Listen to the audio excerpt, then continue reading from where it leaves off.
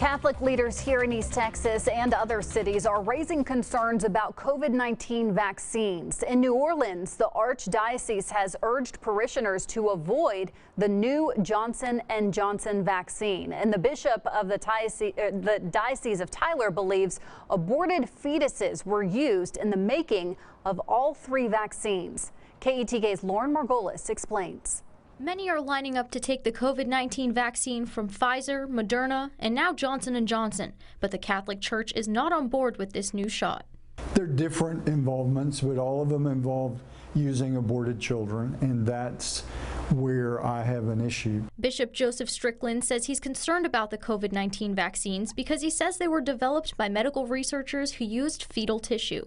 There's ongoing testing, and some of the vaccines use these cell lines that have been developed from aborted children.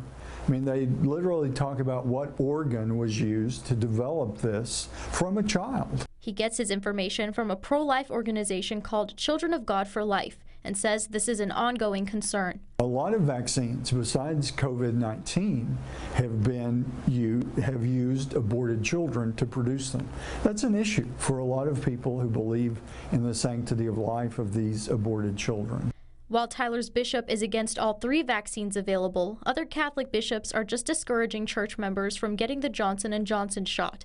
They say it uses the abortion-derived cell line in testing, development, and production of the vaccine. Bishop Strickland agrees in the belief that Johnson & Johnson is the most unethical. For Catholics, there's a big discussion on whether or not to still take the vaccine, despite its alleged connection to fetal tissue. The bishop making it clear he's not opposed to people getting vaccinated. He's just against vaccines that involve things the Catholic Church is against. The church has encouraged people, because that's all that's available, to make their own informed conscience decision, and I absolutely support that. He's hoping for what he calls an ethically produced vaccine that's acceptable to the Catholic Church. Lauren Margolis, KETK News.